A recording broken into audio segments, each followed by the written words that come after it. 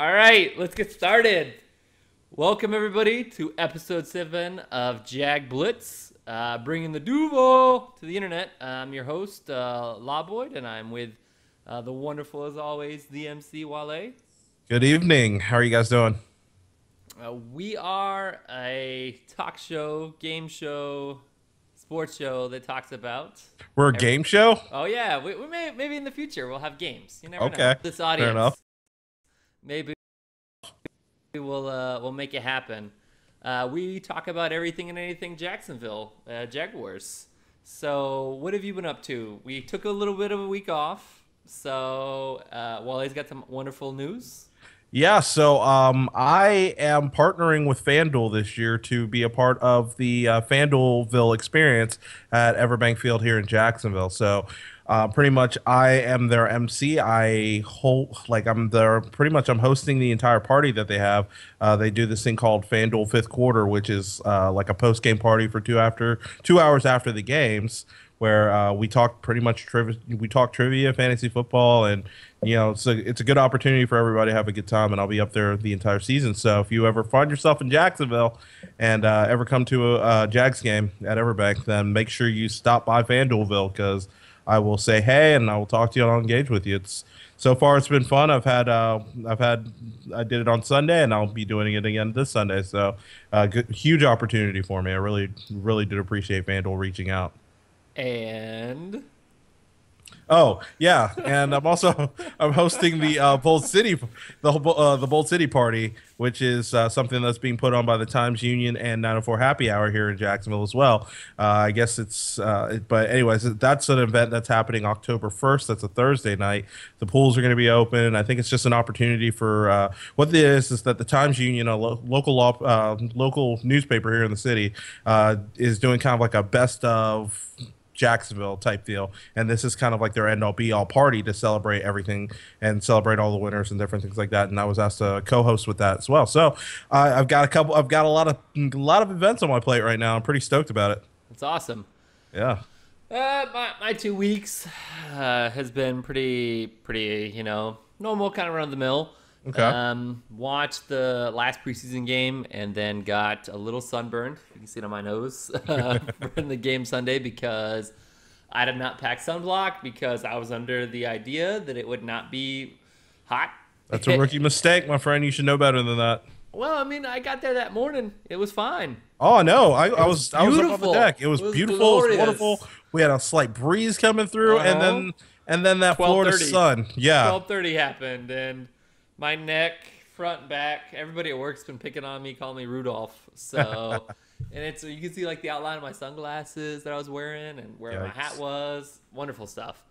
No, pretty much that, and just kind of going through, building everything for this week. So this week we've got 3 wonderful topics, and we'll probably spend quite a bit of time on. We've got our overview of Game 1, because this was the start of the perfect season.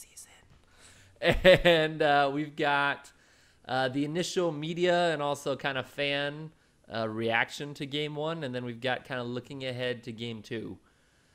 So we'll hop right into it. So what are you were there. I mean, I know that you were working.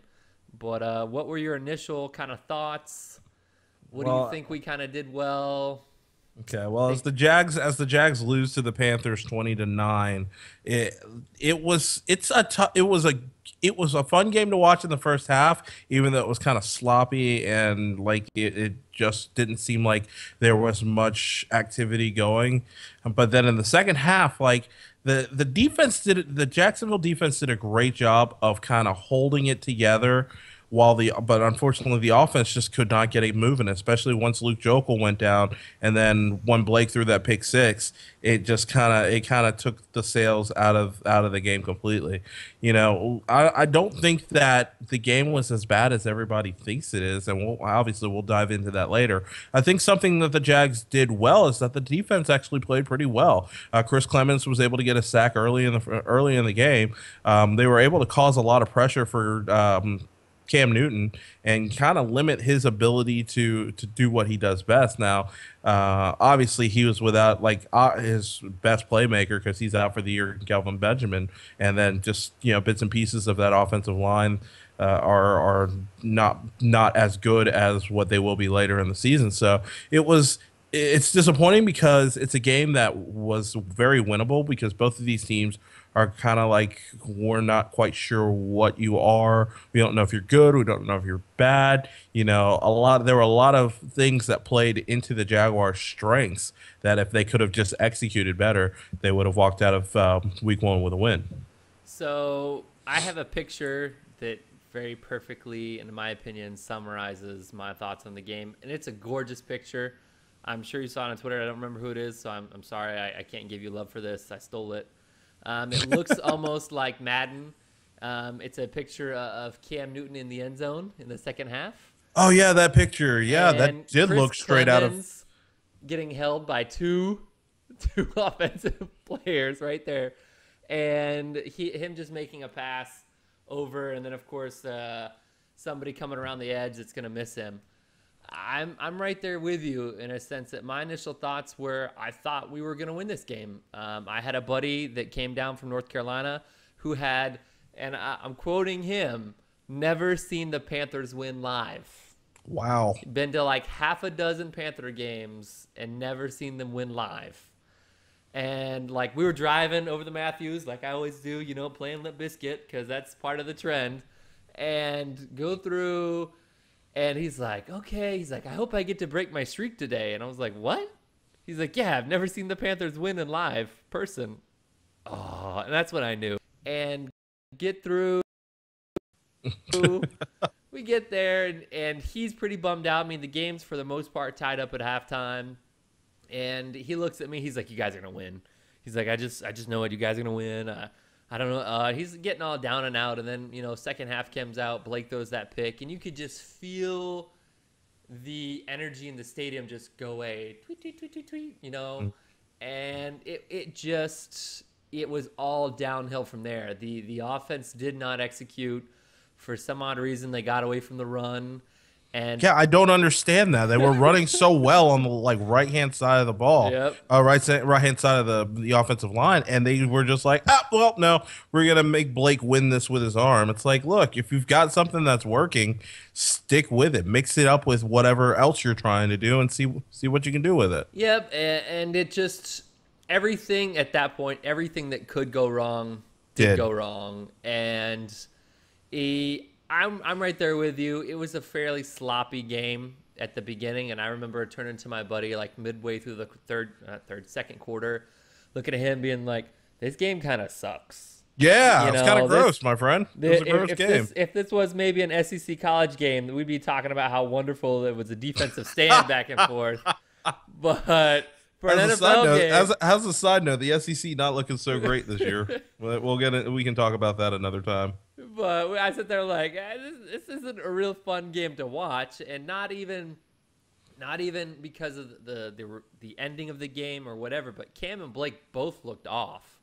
Yeah. Overthrowing, underthrowing, just not on target at all. There was no. I mean, we were dropping passes. We had 5 drops, just that I can think of off the top of my head, and it just seemed like both teams, regardless of what was going on, just kept shooting themselves in the foot. And the one where I just sat there and I kind of rubbed my head was that pause interception. I was like, oh, my gosh. Oh, my God. Here we go. All the pause stand fans are like, see, this is why Bob was listening. He's so great. Blah, blah, blah, blah. I'm just sitting there going, oh. Like You're not the only one. I was watching. I saw the first pass breakup he had over, I believe it was Greg Olsen, where he literally kind of jumped over him and knocked the pass away. I was like, that's Paul's plus Leslie's first, pass defense. Yeah. In Ever. 3 years. And then, of course, the interception, I turned to one of my buddies who was up with me on the deck, and I was just like, he would make me look stupid in game one. He would. That's exactly what I thought. I said, oh, my gosh, I'm going to have to eat crow to anybody that's a Paz fan, because we've been talking about how the Jaguars should cut Paz for so long. But, no, I'm right there. My initial thoughts were I thought it was a game that was winnable. The score, even though it was 29, is a little misleading because technically the Panthers offense only scored 13 points. And for that pick six that Blake threw right at the beginning of the third quarter, I don't know. I don't know. So let me think. So who do you think, if we got to pick somebody that we thought did fairly well or exceeded expectations, and then also on the flip side, somebody that did poorly, and then we'll finish it up. Your general feeling. Okay. Someone who did well, and I hate to say this, Zane Beatles, left guard, actually played very well. Wasn't caught out of position too many times. I don't think he had any sacks equated to him per se. But I mean, for a guy that we thought was, going to be kind of a question mark, he played pretty well. Obviously disappointing. Allen Robinson. He dropped a couple of passes, especially a crucial third down, which would have been a huge conversion if he had made the catch. But I just, you're in your second year, and the Jags and the offense really is relying on you to be that guy, especially with Julius Thomas being out, relying on you to be that pass catcher. And unfortunately, he just was not in form. I mean, overall, yeah, it's a little disappointing, but it's not. I've seen much worse losses happen with this team. I guess it's just more the fact that it was such a winnable game, not only on paper but just watching throughout the game. Watching it, it was like, all right, all you need is a big play here, some sort of explosive play here to kind of get the momentum, and then it would have shifted, and it just never materialized. So, for me, the person that stood out to me, and I'm going to go a different direction here, would be TJ Yeldon. Okay. I mean, TJ Yeldon did not look impressive at all in the preseason game against the Lions. He looked lost. He looked a little, I mean, he did that dive into the end zone, which I'll be honest, I don't think was a touchdown. Wasn't. Yeah, I mean, I think they just kind of gave it to him like, it's whoever the line judge called it, screw it. There's not enough evidence to dispute that. But he looked a lot kind of like his highlights. I mean, I watched not a lot, but a few Alabama highlights of TJ Yeldon. He was making people miss. He was doing stuff that I could see where Dave said, hey, this is the guy. He looked, I don't want to say impressive, but he at least looked like, hey, this is somebody that could really gel with the offense going forward, because he was making people miss. That first tackler, he was making people spin move. That jump cut though. Yeah, mm-hmm. Hey, yeah, you're not wrong. And the biggest disappointment for me was Blake regressing in the second half, and I know I'm a victim of it too. The hype of Blake Bortles fixing all of his stuff, and for me and my tiny brain to be able to think that somebody that had the slew of mechanical issues that he had, whether it's his throwing motion, the way he was staring down receivers, mean mugging the crap out of them last year for picks, and when he basically mean mugged the hell out of TJ Yeldon for that pick or whatever, that was probably my biggest disappointment. And that it was like first half Blake was like, okay, like I was looking at it on Twitter. People like, oh, thank God we have that guy that just knows what he's doing. And then the second half was like, oh my gosh, what's going on with Blake Bortles? And that was pretty much, for me, in a sense. And again, the second pick for him, I don't count that. That was a tip It was ball. a tip. Yeah. It was one of those things that I don't really think. And I think a lot of it probably manifested from his frustration of drop passes and tight ends not being able to get open and stuff like that. And that probably there was just a lot of missed opportunities, man. That's really all it breaks down to. And I think that's probably my part two of disappointment, was that we were fed in the preseason this offense of double tight end set, and Mercedes Lewis, and I really thought Mercedes Lewis and Clay Harbor were going to get fed, and there wasn't anything that I could see. I mean, some people say, oh, there were 2 attempts to tight ends, and they point out this picture of Mercedes Lewis just mugged like crazy by 2 Panther defenders. But I mean, there wasn't any of that before the Luke Jokel injury. Like, I can understand us not doing double tight end sets while Luke Jokel's out, because hell, Young needed some help on that side. Hey, he definitely needed some help. We're gonna throw a tight end on that side for you, because you're having some struggles. But Sam Young's not very good, my friend. Yeah, I mean, any Bills fan will tell you that too.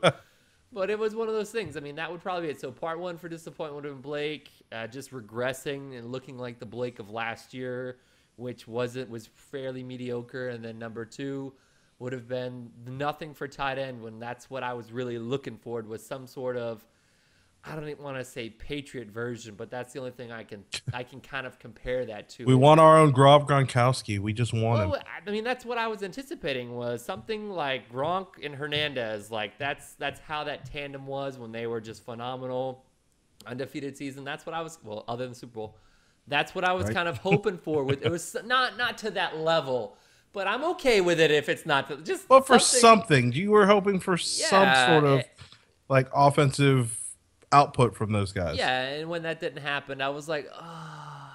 So fair enough.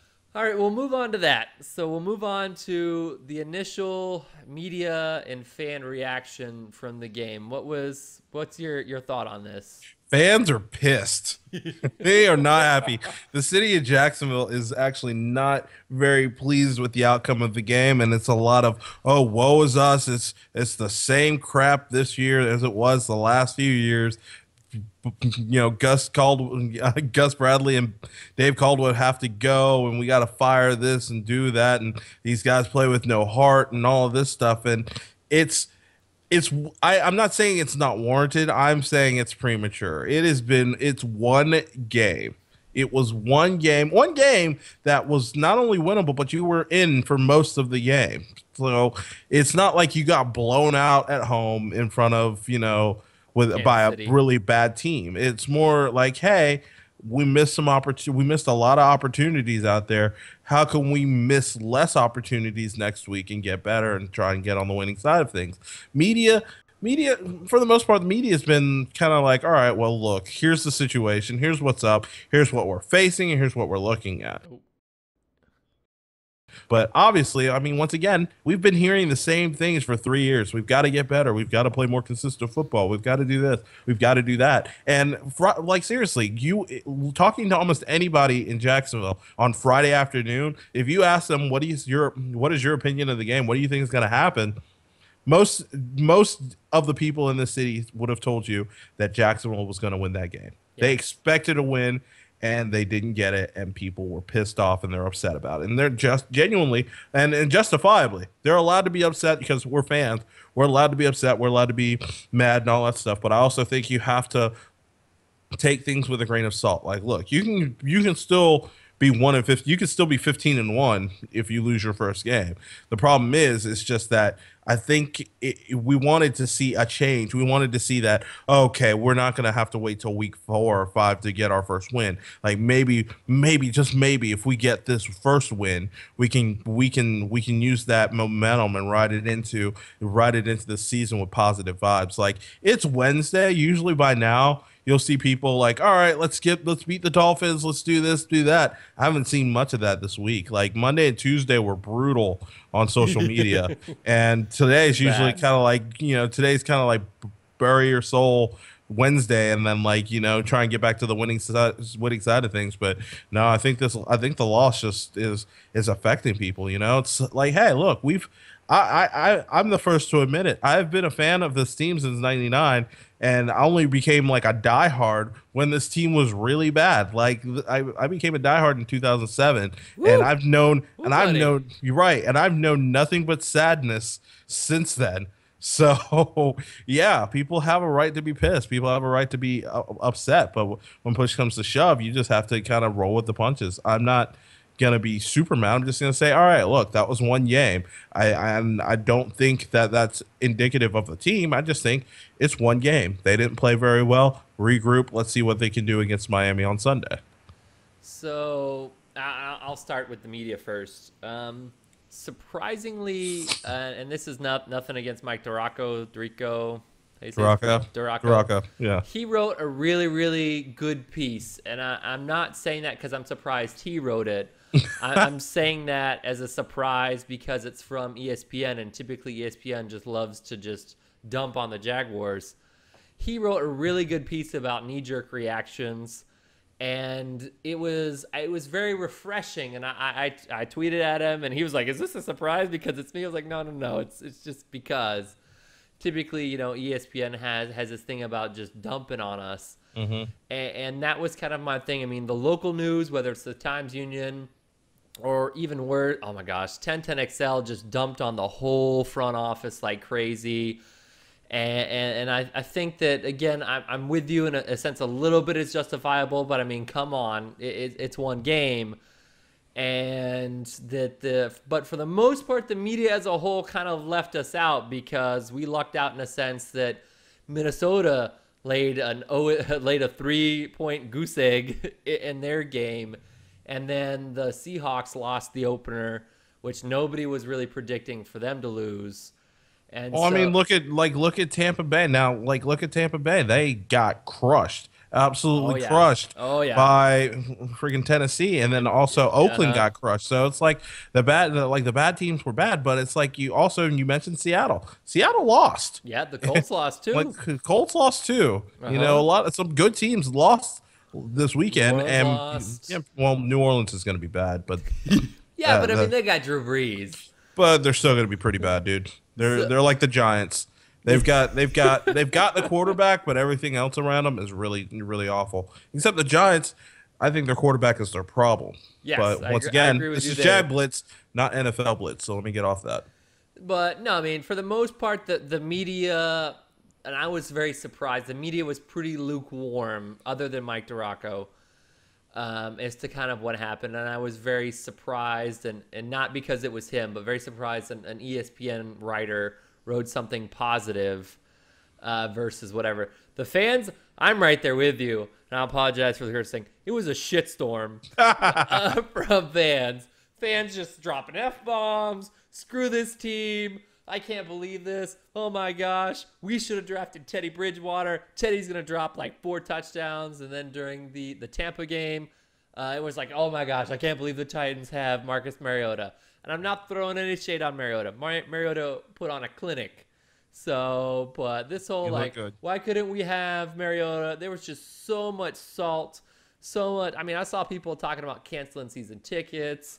Oh, I saw a guy in I watched the Ozone video that he does, the video mailbag, and I just watched the video, and I was like, you know what? I wonder if there's a comment. There was one comment. Guy was like, I've got season tickets on the 50-yard line, and all I'm gonna do is I'm giving them away. I'm not gonna charge anybody for the tickets. Just want to recruit my parking passes because I should not be obligated to sit through this, and I won't obligate anybody else to sit through this. And I'm sitting here like, all right, dude. No, first off, you're not selling your season. You're not giving your season tickets away. Those tickets. It's one freaking game. You need to calm down, man. Like, I know that's the knee-jerk reaction, and everybody wants to get upset and be mad because that's the fun and popular thing to do. But like, come on, dude. Like, let's calm down. Let's step back from the ledge a little bit and just regroup. If this was week 16 or like week 14, I get it. But this is like week 1. Week 1 of a long 16-week to 17-week season. And I think a lot of it is even more blown out of proportion because of the pregame entry that they did with the bricks. Yeah, I see your face. The pre-entry, which I liked, by the way. It's like, yes, this is awesome. I thought it was great, and in the metaphor of the bricks, of dropping the bricks and showing the players, Luke Jokel, setting the foundation. Yeah, showing Khan, showing Blake Bortles. It's like showing Gus, and then all of a sudden it's like, and we took a huge, just major dump on the field. I think that's where a lot of we'll call it vocal Jaguars Twitter that was at the game saw that, and then was like, "Are you blipping kidding me?" You know, that kind of stuff. I think that's where a lot of that salt came from. And then, of course, I think a lot of it also with Blake's comments today about, you know, the offensive coordinating versus play calling, you know, understanding it, and people kind of taking that the wrong way. People blew that out of proportion. Yeah, I mean, and I know that, you know, Blake is a youngin'. He's 22, 23. he hasn't reached that point in life where he can put his words together in a little bit. He hasn't Here's the thing: what he said wasn't even incorrect. Like it wasn't wrong. no, He's being correct. Like if you, a lot of us like to think we know a lot about football, and then think about people that actually work in the NFL and actual coordinators and stuff. What they know is tenfold of what we know, and it's like we like to think, oh yeah, well we should have run the ball more. We should have called this play. We should call that. It's like, okay, look, yeah, maybe we should have, but you have no idea what goes into a game plan on a Sunday. Like we like to think we do. We have no effing idea. We don't. And so that's where I think Blake's comments really kind of rub fans the wrong, some of the fans the wrong way, because it's like, oh, well, you're insulting our intelligence. No, he's not insulting your intelligence. All he's saying is like, look, the comparison to what you guys see on the field and the comparison to what we actually do and what goes into it is the equivalent of this. And I kind of stand with Blake. That's my point. I'm right there with you. I looked at it at the comments similar to my days at the Big Blue Box when I worked retail. Oh, because they're not sponsoring us. That's why we can't say their name, right? Yeah, and that when I worked there Sunday was ad set day. And ad set day was a major bummer. Like that means getting to the work location at 5 to 6 in the morning, printing off 2,000 or 3,000 sign changes to go through, and then change all the signs. I'm with you, man. I used to work there. I understand. Put out new displays, and then go through and double verify, and then there was all this other stuff, and have people going behind. Like I used to, when I was in management, I have to go in behind people and say, okay, is this set, is this set, is this set? And then some random, person that walks in at 11:05, and there always that one sign or one or two signs that somebody missed, and there was a price difference of $5, $10. And some people are like, what is this? I can't believe this is the wrong price. How could you not do this? Like, oh, you have no clue what we do from 6 a.m. to 11 or 10 a.m., whenever the place opens now. You have no idea the mad rush that goes around, or even the worst days where the printer broke and we couldn't adjust prices till 2 o'clock. I mean, that kind of stuff where I think that a lot of people don't know. I mean, I think myself to be fairly up on the football knowledge, but I know that in comparison, if I'm going to go sit down with Dave Caldwell or Gus Bradley, I'm going to be like, you're speaking Greek? I don't know what the hell you're talking about. I'm going to sit there, smile and nod, just as, anybody that's in the line of work that I do is kind of the same thing. When I try to explain what I do to people, I don't work for the Blue Box more, but when I explain to people what I do, they kind of look at me and they just kind of smile and nod, because they're like, that glaze is like, yeah, what the fuck is he talking about? Yeah. That's pretty much. Whereas people are not as excited because they don't care about supply solutions for contractors as they are for football. There's no fantasy for what I do. So people don't want to throw out random stats and stuff like they do for football. But no, I'm right there in a sense that I understand, and it is justifiable in a sense for fans to be salty, because, I mean, I have yet to find somebody that's not a Panther fan, or even a neutral person that says, yeah, the Jaguars shouldn't have won that game, and to say, hey, all of the excitement and the hype, and I hate using the word hype because he who must not be named, number 15, was the hype machine, and I couldn't stand it.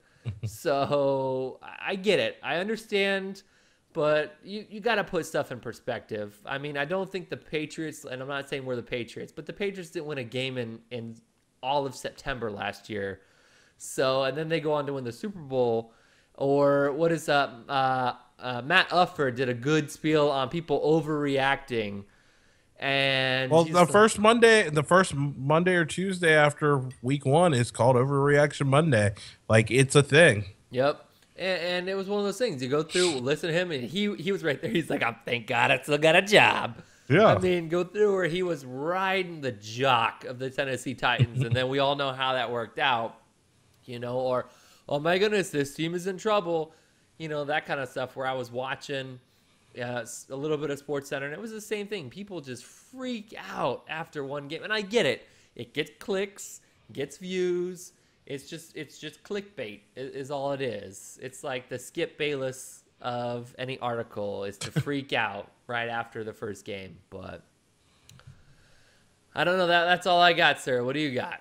That's basically it, man. Let's just go ahead and start moving forwards and looking at Miami. I think that the Jags actually stand a pretty good chance because, hey, I look at how Miami played Washington last week. Ooh, Washington's gosh, defense, yeah, Washington's defense isn't that great. And, I think Miami and that vaulted offense they're supposed to have only put up 17. Yeah, we're going to be facing Ndamukong Suh and that entire front four of Miami is pretty good. So Sam Young and the rest of that offensive line is going to be in for some some work. But I think this is a good opportunity for Jacksonville to kind of rebound and kind of show like that all the progress and all of the stuff that they did during the offseason wasn't a fluke. Like, hey, this is us. This is what we can be. Just bear with us while we get our pieces back to let us do what we can do best. And like I'm not saying that the Jags are going to win, but I would not be surprised if they did. No, I'm right there with you. And this is not like an overreaction, but I mean, I think a lot of people widely consider the Washington football team to be a bad team. They are a bad team. And especially they were without Deshaun Jackson, who I love his antics, but they were without Deshaun Jackson for a majority of the game. And they had basically Pierre Garçon, and that's really it. And then the tight end who blew it up a little bit. And they were basically a Cousins interception away from tying the game up or winning the game. Mm-hmm. And it was one of those things where I was watching people, watching it on Twitter and watching people's reactions and even national media and pundits and stuff. And everybody that thought that there was not a snowball chance in hell that Washington would win, and they were competitive. And that was the thing, and I get it. There's again, we're gonna take this bit by bit. Miami, Tannehill threw for over 4,000 yards last year, so let's no shade on Tannehill. But I got Lamar Miller in fantasy, so I was like, come on, man, let's make this happen. But I was very surprised to see Miami. We'll call it underperform. They're an inconsistent team, and that's one of the things that if you saw last year the way they play, they're just very inconsistent. They'll win the games that they probably shouldn't win, like beating New England and beating Buffalo and all of those teams. But then when it comes to playing like Jacksonville or playing like Oakland or something like that, those are the games that they stumble against, and that's under Philbin's control. So I mean, I'm not, like I said, not saying that the Jags are going to come out here and beat Miami, but I'm just saying if it's 24-22 Jacksonville with 2 minutes left, I'm not going to be shocked. I won't be surprised by it. No, and I think that just like the Panther game, I think this is a winnable game. Like, I think if we limit the mistakes, no pick sixes from Blake. I'm not saying Blake can't throw an interception. I hope he doesn't. But as long as there's no pick six, there's no mean mugging staring down whoever you're going to throw the ball to. And I think that this game is winnable. And, I mean, it was winnable last year. We almost won last year against them. Granted, we were in it. I wouldn't say we were almost going to win that game. No, but we were in that game just like we were in the Steelers game and a few other games that were at home that I got to see. Mm-hmm. But I mean, it's one of those games where I do feel like we should be competitive. No Mike Wallace, that kind of stuff. There's some stuff. What I'm looking forward to, can they shut down Lamar Miller? Similar to Jonathan Stewart or the Panthers run. I mean, Jonathan Stewart didn't have that many yards. He didn't have 100 yards. He got a boatload of catches, so in fantasy football, he blew it up if you're in a PPR league. But, I mean, are they able to shut down the Miami Dolphins pass attack kind of like what they did with the Panthers? And can we get some better pressure? I mean, I know we got a couple sacks against Cam. That was wonderful. Chris Clemens. All you people that wanted Jaguars to cut Chris Clemens because he didn't show up to camp, Yeah, you're not seeing my hand gestures right now, but I mean, that's what I want to see, and I want to see, can we run on this team? I want to see some Denard. I want to see some Yeldon. And it's like, hey, if each one of them gets 15, 20 carries a game, I'm cool with that. Fair enough. And also, potentially, this could be the first game for Marks, and it could be the first game for Lee. Lee, definitely Marks isn't playing. I can go ahead and guarantee you that right now. So, okay, I'll live with that. If Lee, this is, if you play Lee, this is your time to shine. The albino tiger. Let's see what you can do. This is your time to catch every ball ever. Like, ha, ha, ha. I mean, everything. Just your hands are glue. I mean, this could be it, you know. And so that's where I'm at right now.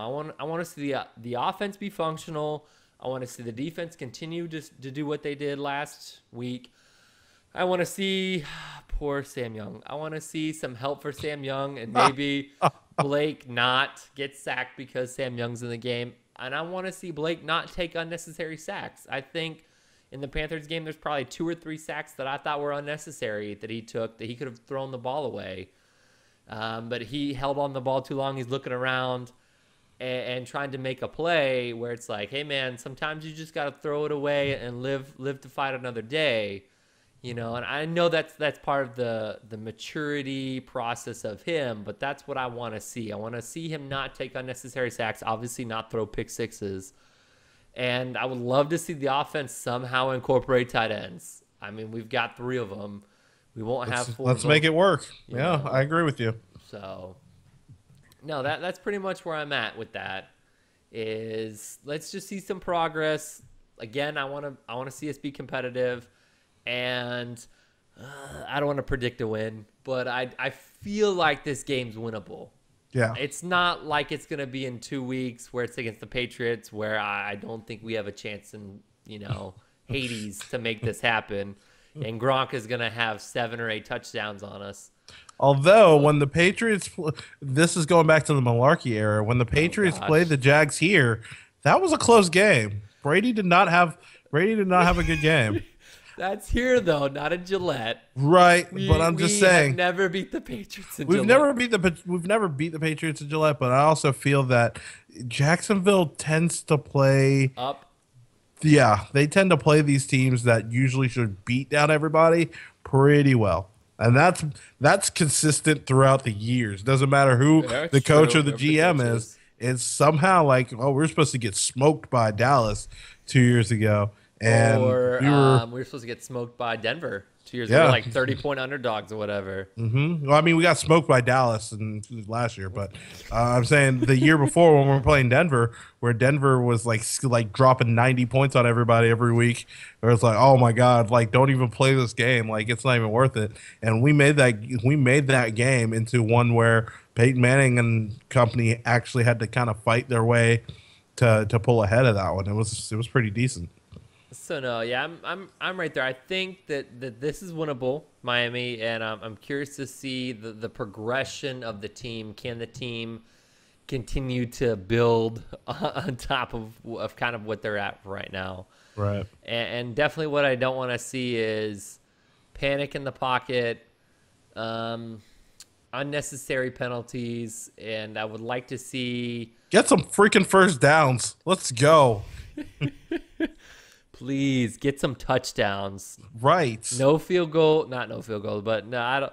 Poor Jason Limited Myers. Field goals. Poor Jason Myers. I didn't feel bad for him. He made his first one, so that's yeah, but I mean, missed the extra point. Yeah, well, he's not the only one, so I'm not too concerned. But I think that's it for us tonight, right? Yeah, pretty much. All right, guys. Thank you for anybody that watched us. I will have this video up on YouTube shortly. At JagBlitz on YouTube. You can follow Wale at the MC Wale. You can follow myself at Outlaw Boyd. Thank you, everybody. We will appreciate any feedback, comments, or anything that you have. If you guys want to throw us out some topics that you want us to cover, please feel free. Mailbag. We could totally do it. Okay, we can definitely do a mailbag. For anybody that says they're sick of listening to 1010 XL, We are the great alternative. That's all I got to say. That needs to be the logo. Going forward, that's what I'm going to say.